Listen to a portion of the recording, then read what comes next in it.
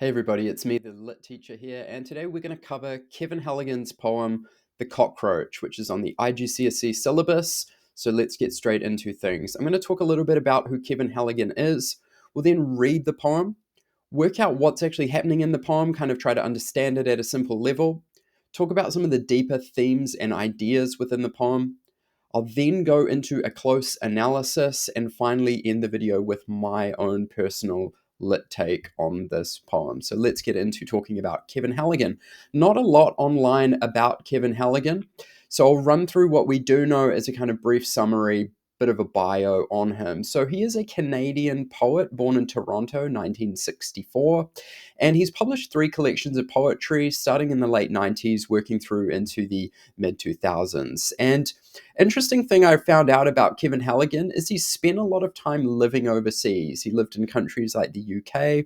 I think Thailand is mentioned as a place where he spent some time, and also Cambodia, which I'll kind of touch on a little bit later. And why I think this is kind of interesting and a relevant thing to know about Kevin Halligan is the fact that this whole idea of being an outsider, I guess being a foreigner in a different country, trying to negotiate what that means, it means that his poetry is quite observational. So he's used to, I guess, looking at things and trying to work them out. And he's also pretty interesting in terms of being an outsider. You get this vibe from his poetry as well, that it's kind of an outsider's take on things. And yeah, this kind of makes sense if you think about the fact he's been, I guess, an expat most of his life. His poetry is really funny. It's very carefully constructed. We'll see what he does with the sonnet form in The Cockroach very shortly because it's quite clever. And what I like about it is the mix of humor, but with this kind of profound insight into humanity and the human condition, which I think is really fascinating. So let's talk a little bit about the poem now. Let's do a reading of the poem. Always get criticized at school for my readings. So yeah, any feedback on my reading, please let me know in the comments. I've already taken some hits in this department, but I'll do my best here. So let's go. The Cockroach by Kevin Halligan. I watched a giant cockroach start to pace, skirting a ball of dust that rode the floor. At first he seemed quite satisfied to trace a path between the wainscot and the door. But soon he turned to jog in crooked rings, circling the rusty table leg and back, and flipping right over to scratch his wings, as if the victim of a mild attack, of restlessness that worsened over time. After a while, he climbed an open shelf and stopped. He looked uncertain where to go. Was this due payment for some vicious crime a former life had led to?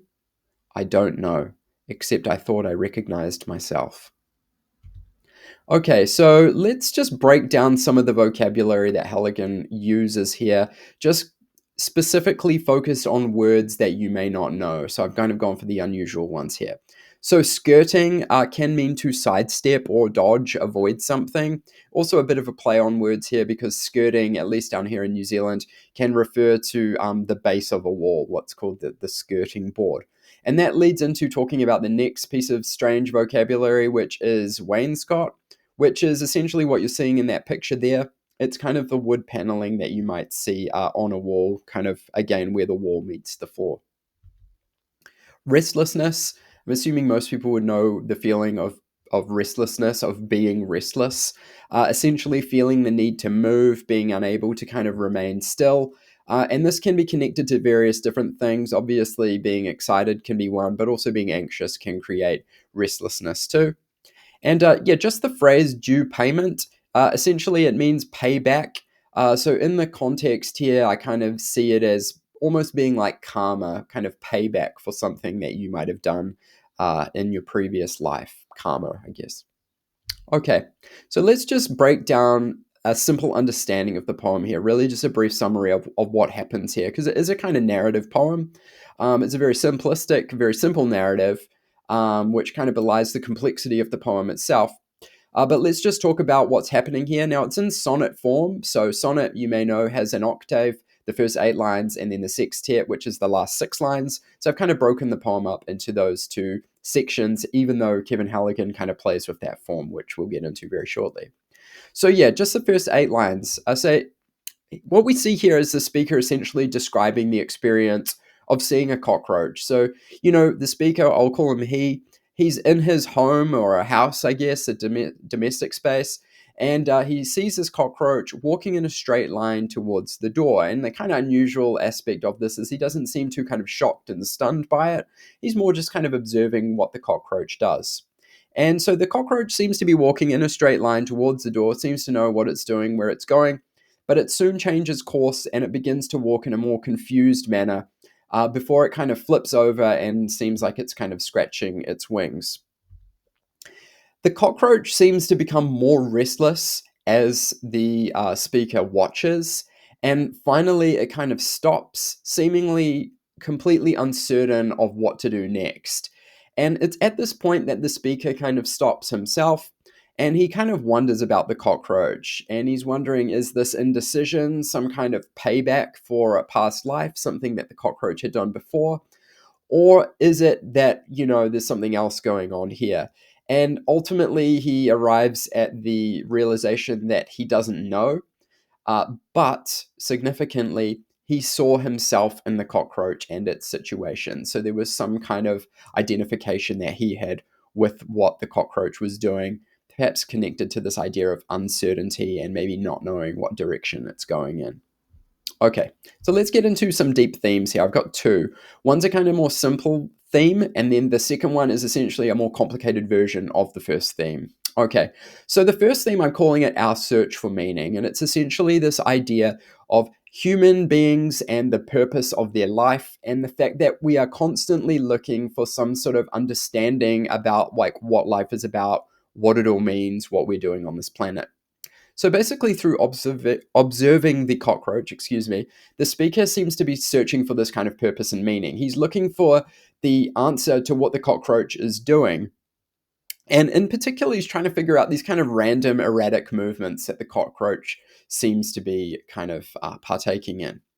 And in seeing something of himself in the movements of the cockroach, essentially the speaker is sort of projecting this human truth of looking for meaning and purpose, perhaps where there is none, or perhaps where that meaning and purpose is impossible to actually find. And the movements, I guess, of the cockroach kind of symbolically mirror our human lives, right? And the idea that at times in our lives, maybe we understand the meaning of what we're doing and the purpose of our life and the direction that we're going in. But then at other times, life can feel increasingly meaningless, unpredictable, and kind of even insignificant if you want to kind of push it to the bleakest idea. So, this whole idea of the human search for meaning and purpose is reflected in the speaker's, I guess, ruminations or thinking about what the cockroach is doing. Now, if we want to complicate this, not complicate it as such, but kind of elevate it in terms of bringing in a philosophical idea, we could call this existentialism. Now, existentialism, basically, it's an ism. So, yeah, don't freak out. There's a lot of isms out there that freak people out, but existentialism shouldn't be one of them because it's basically the whole idea of existence, is what existentialism is. It's a philosophy that was kind of popularized in the mid 20th century, particularly French philosophers. I'm thinking of people like Jean-Paul Sartre, is probably the most well-known existential philosopher. And it was essentially a way that they frame our search for meaning and the whole idea of life having meaning, full stop.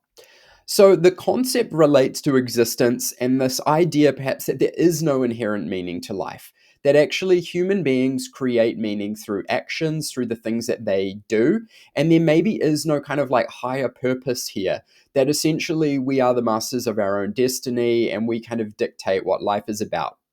Now, the speaker, like the cockroach, seems to be having a kind of existential moment where he's questioning this very thing. And this is sometimes referred to as an existential crisis. This is a moment in a person's life where they may question everything, like, what is my life? What is the nature of my existence? Kind of, I probably have about 10 of these every day. But I guess the way that the poem is really clever is that it frames the cockroach as being symbolic of this kind of existential moment and existential crisis, maybe, that the speaker is having. And it also relates to this concept in existentialism, which is the notion of the absurd, which is to do with the kind of ridiculousness of things, the kind of absurdity of existence and life. This whole idea that maybe it doesn't have any meaning and everything that we kind of project onto it is just some grand vision when in reality, we're just cockroaches crawling across the floor of the universe to no purpose. Yeah, it's a little bit heavy, but that's existentialism. Okay, so I want to now move into some analysis. I'm going to bring these ideas into my analysis. We're going to break the poem down, not quite line by line, but we'll look at what's happening here, particularly in terms of the use of language. And this will be really helpful for you to make notes, particularly in preparation for any examinations that you might have where this poem could come up. So let's break it down now. Okay, we'll start at the top of the page here with form and meter. So as I mentioned before, this is a sonnet. It's 14 lines and it's following the rhyme scheme that you can see there. Now, what is interesting about the take on the sonnet that we have here is that the first 8 lines, the octave, seem to follow the traditional pattern of a sonnet, whereas the last 6 lines, the sestet, seem to abandon or break from this. And this is kind of an interesting challenge to the form of a sonnet that the poet is using. And if you think about it, it connects really nicely to what the poem is actually about, right? Because the first 8 lines kind of show this observation of the cockroach seeming to kind of know maybe the path that it's on before that kind of just completely breaks down to the point where the cockroach has no idea anymore. So we see this kind of breakdown in the poem itself.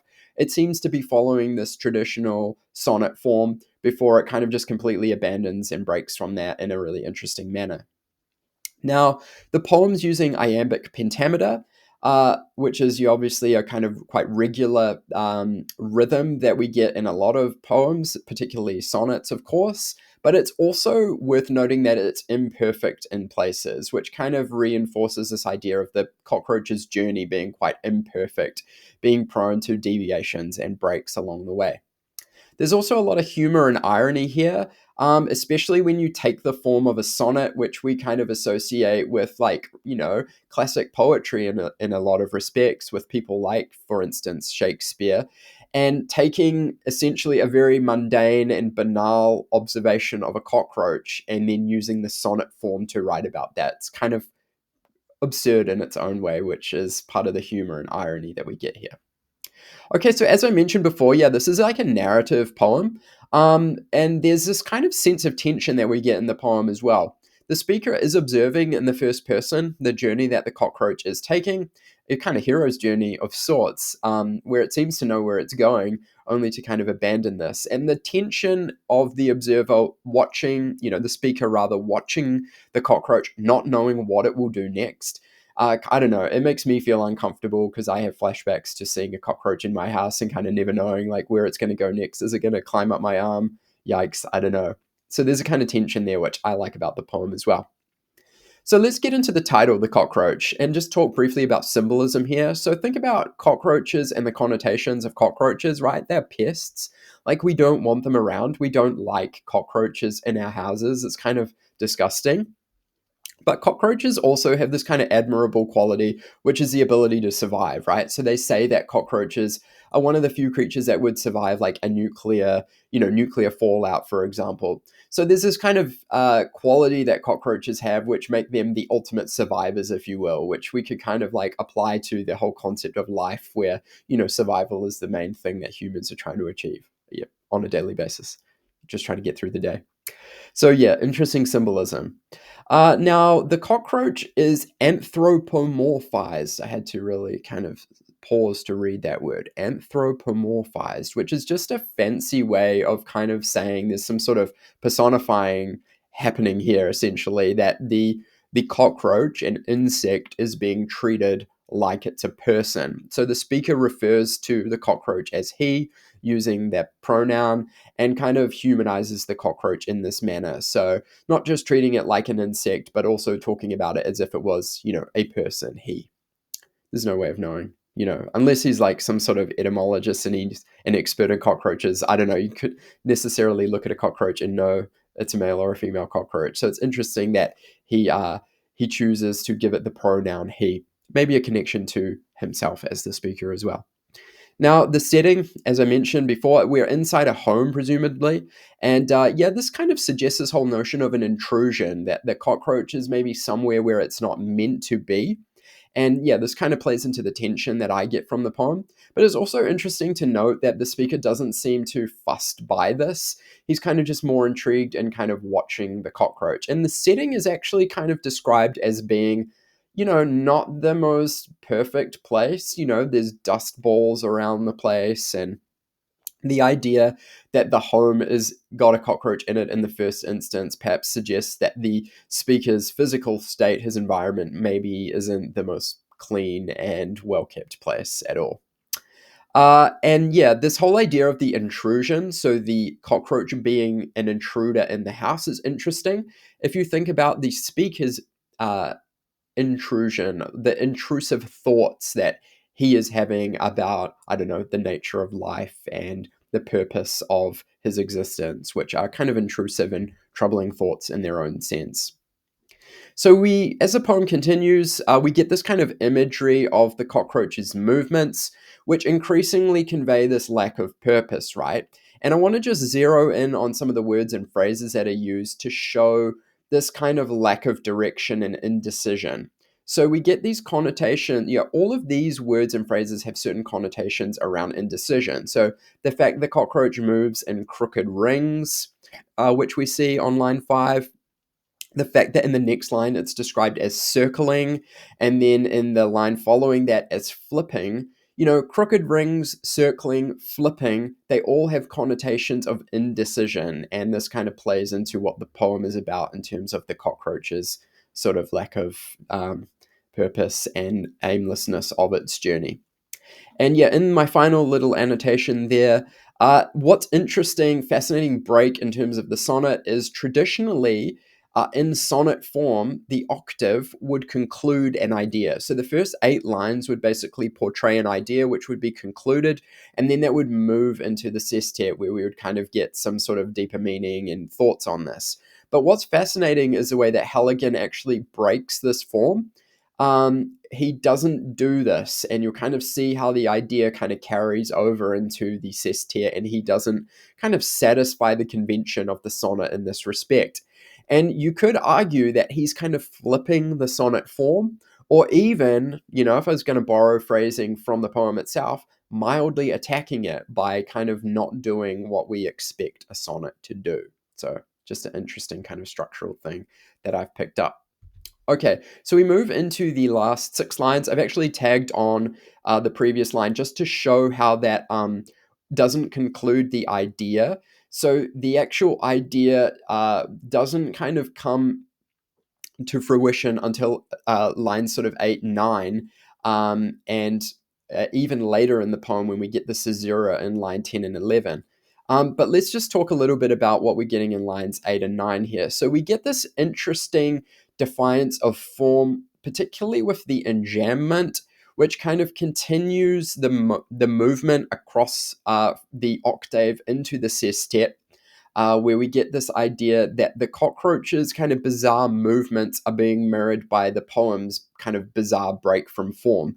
So we get as if the victim of a mild attack, of restlessness that worsened over time. It's actually quite difficult to read the poem. If you noticed my reading, when I get to that part of the poem, it's kind of almost awkward, and that mirrors the awkwardness of the cockroach's journey as well. So yeah, as I mentioned before, we get the caesura, which is like a cut or a break in lines 10 and 11. And we also get this extended imagery of the cockroach's abrupt sort of stopping and starting. So the caesura is really important in terms of showing the kind of like cockroach stops, and then like it climbs onto an open shelf, and then it doesn't seem like it knows where to go. And this is also an awkward passage of the poem to read as well. So, as we kind of continue into the final lines of the poem, we get this rhetorical question. So, the speaker uses this moment where the cockroach stops to pause himself, and he asks this rhetorical question: was this due payment for some vicious crime a former life had led to? And he's essentially unable to answer that. He doesn't know what the root cause of the cockroach's indecision is. except to say that he saw something of himself in the cockroach. And this is where we get this kind of tone shift. We get the speaker kind of flip into now first person, where he's essentially talking about himself. And I guess we get that turning point, or what's often known as a volta, in sonnets, where the speaker's shifted that attention, as I mentioned, to himself now. And the final line is really kind of interesting, except I thought I recognized myself. So we get this kind of parallel where the speaker and the cockroach are kind of like synonymous with one another, and arguably us, perhaps as a reader as well. Maybe we've seen something of ourselves in the predicament of the speaker, and conversely, in the predicament of the cockroach, too. And the fact that they both occupy the same physical space is interesting, but also the fact that the cockroach and the speaker seem to be occupying the same headspace, one of confusion, lack of direction, indecision, just a general feeling of being lost. And I find the conclusion of the poem to be at equal parts comic, so funny, humorous, but also profound. And I mentioned this is kind of typical of Halligan's poetry, that we get this kind of very banal description of a cockroach walking around on a floor as a sort of deep allegory for the entire human condition and the search for meaning in the world, which, yeah, it's pretty deep if you think about it.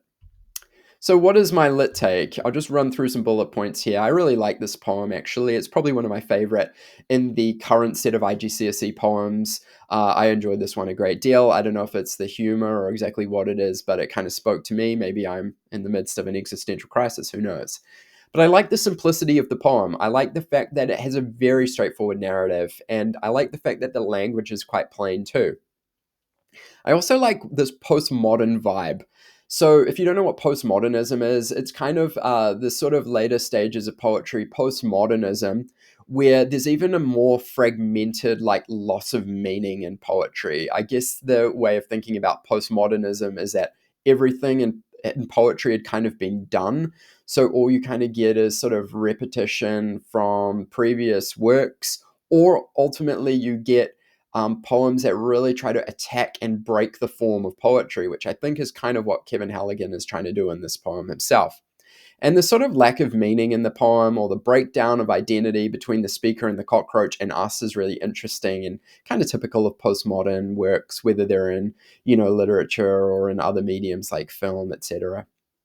I also wonder about Halligan's time in Cambodia, right? So I mentioned that he spent some time there, and you may want to read up on Cambodia. It's like a really intriguing place which has a very dark history. And I won't kind of get into the nitty gritty of that, but there was kind of a lot of terrible stuff that went down in Cambodia. And at the time that he would have been living there, I guess the country was maybe coming out of this very dark period. Although actually during the 1990s, some of this stuff was definitely still happening. And this may be a reason that he is questioning existence. He's questioning what life is worth, the meaning of life, because I guess he's in a country that's incredibly troubled, and maybe where life hasn't meant as much because there are a lot of sort of atrocities and terrible things that happen there. So, yeah, I find that really intriguing. I understand that Halligan wrote the poem while he was in Cambodia, and it's hard to imagine this didn't inform, the writing of The Cockroach for sure. Okay, yeah, I like the use of a cockroach. We read a lot of poetry about life where kind of beautiful, sort of florid language is used, and symbols of, like, beautiful creatures and butterflies and goodness knows what. And yeah, to just kind of use a cockroach as a symbol for life and existence, I feel like it's really interesting to replace that with just a common pest. I like that. And I like the humanist element here, the fact that we've probably all been in a similar situation, both literally, like watching a cockroach, being kind of horrified by what it's doing in our house, but also kind of more figuratively or metaphorically, we've probably been in a similar situation where we've been questioning life and existence in these very banal and mundane moments where, yeah, maybe we're just staring out a window, kind of lost in thought, and we start to kind of question everything. I like the fact that this mundane experience actually gives the poem some depth and, like, legacy. I kind of feel like the next time I see a cockroach, which is maybe hopefully not super soon, but who knows, it might be if I haven't done the vacuuming lately. But next time I see a cockroach, I might actually think about this very poem. And, the power of literature and art and poetry can be that it can draw attention to simple things and make us think about them really deeply. So, hard to imagine I'm going to be able to just kind of like squish the next cockroach I see.